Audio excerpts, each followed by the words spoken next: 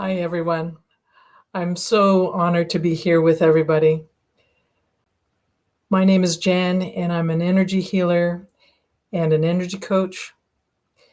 And my passion is to help people connect with the subtle dimension and the subtle beings in order to help them co-create their best future. So today I'm going to explore with you how we can create this powerful connection so that it can make a profound impact on your spiritual journey. Before I begin, I'd like to clarify a little bit between the subtle dimension and the spiritual dimension. Very often they're confused together. The subtle dimension actually overlaps the physical environment. And so subtle entities actually exist in the physical environment with us.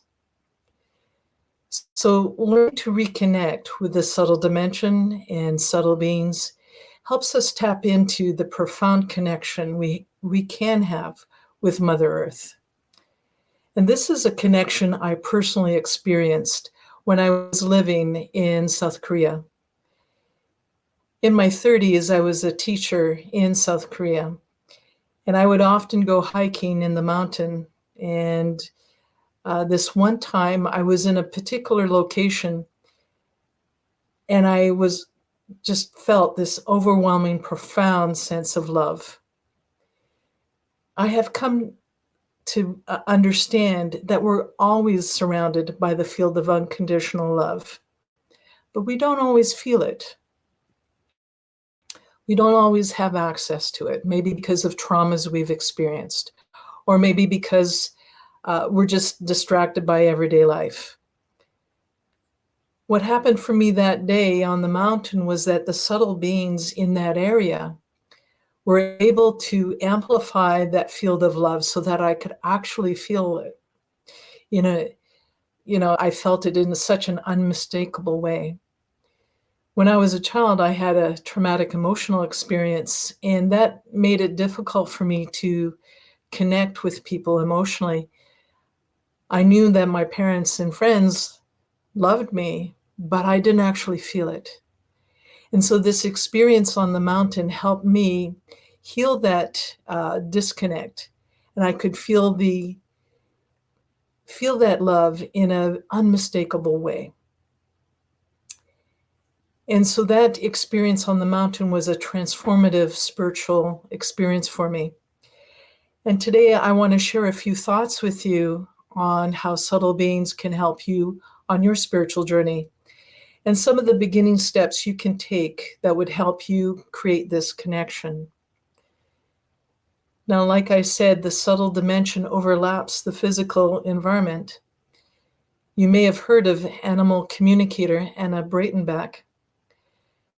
She talks about the subtle dimension. She calls it the relational field. She says that every living thing, including subtle beings, are connected with the relational field and use it to send and receive messages. Now, the purpose of subtle beings is to maintain that relational field so that every aspect of nature, including people, animals, plants, receive the energetic nurturing that they need to thrive and to be joyfully creative. Our culture has evolved over the centuries so that it cuts us off from the relational field. We're taught not to connect, and it's scary or it's weird. And so people and organizations have developed within this paradigm of separation, and with all the pain that has created. Now, over the past few decades, we've begun evolving back towards connecting with the relational field and with the subtle beings. This growing reconnection to the relational field is an opportunity for us to partner with subtle beings so that it not only benefits our lives, but the world around us as well.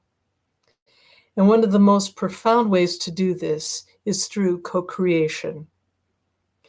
And so what is co-creation? Co-creation is collaborating with subtle beings, and connecting with them within the relational field. And through this connection in the relational field, we can receive guidance, we can receive help throughout our challenges, we can manifest things that we desire, and we can learn how to create wholeness and connectedness within our families and our organizations. I learned about co-creation with subtle beings through articles about Dorothy McLean and the Feinhorn Garden. And you may have heard of this, many people haven't, but in the 60s, the three founders of the Feinhorn Garden, Peter and Eileen Caddy and Dorothy McLean, were studying metaphysics. And they were also working at a local hotel in northern Scotland. And they happened to be laid off all at the same time. And so they decided to go to a nearby trailer park that was near the town of Feinhorn, Scotland. Now, Peter began growing a garden, but having a lot of trouble growing the garden in this sandy soil. It was really poor soil close to the ocean. So he asked Dorothy to consult with the subtle beings of the area. And so they formed a partnership, a collaboration, where the subtle beings would give advice and Peter would act on it. And then the subtle beings would add energy to the growing, the soil around the plants and giving energy to the plants. The Feinhorn garden became phenomenal with the growth of their vegetables. I read about this during when I was a teenager in a local newspaper here, about how incredible the vegetables were that they were growing, and about the partnership that they had created with the subtle beings. The success of the Feinhorn Garden became clear that partnering with subtle beings not only helps the physical environment, but facilitates the transformation of everyone involved. So I'm going to briefly list the benefits of learning to partner with the subtle beings. Co-creating with subtle beings helps you deepen your connection with the subtle dimension, and this expands your awareness and your understanding of the environment. It also helps connect you with the field of unconditional love. Subtle beings amplify the field of love that's all around us constantly, and it supports us in healing our emotional wounds. Co-creation with subtle beings helps us empathize with others, especially plants and animals, so that we can understand what their needs are. And finally, engaging with subtle beings also helps us understand the subtle messages within the relational field around us. So the first steps in experiencing the benefits of co-creating with subtle beings is to cultivate the mindset and skills needed to perceive and understand the subtle dimension. These first steps include adopting the mindset of not only are people have physical and non-physical attributes, but everything living also has physical and non-physical attributes. And the next important mindset is it's important to maintain personal boundaries. You can't have a collaboration with anybody, including subtle beings, if you can't say no to them. So it's important to work on strengthening your boundaries before you make contact with subtle beings. And now the skills involved in connecting with the relational field and the subtle beings includes becoming present, increasing your range of your physical senses, and enhancing your imaginative perception. Now, of these three skills, today I'm only going to focus on teaching you an easy way to develop your imaginative perception. And what this means is imaginative perception helps you understand the meaning when you receive physical sensations and inner symbols and metaphors. The method I use with my clients to help them understand the messages they're getting through the relational field is through oracle cards.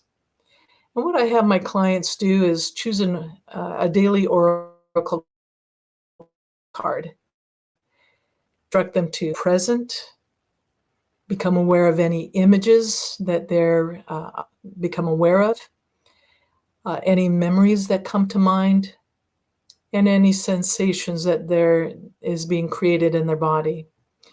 And so I've chosen a oracle card to demonstrate this for you right now.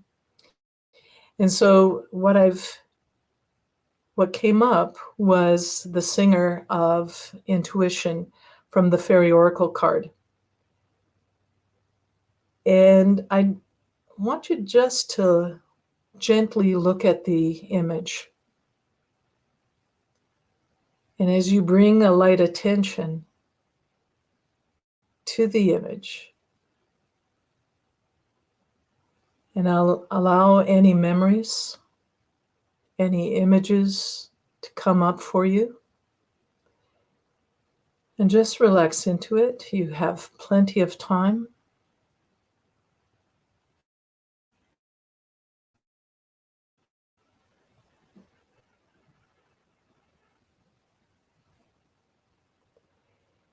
And for me, I got an image of the chakra system and how energy flows through it.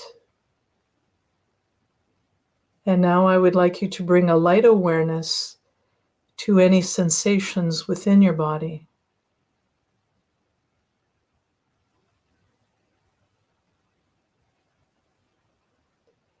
And if you feel like you're reaching for it, just relax and let it come to you.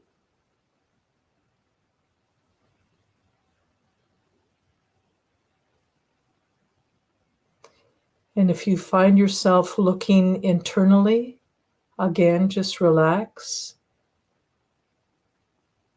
and just allow the sensations to come into your awareness. And what I'm receiving is sensations here at the top of my head and also at my temples. And so when I combined the images I was receiving and the sensation I was also receiving, I got the sense of the singer of intuition helps us flow energy through our chakras. And I got a specific hit on the crown and on the temples.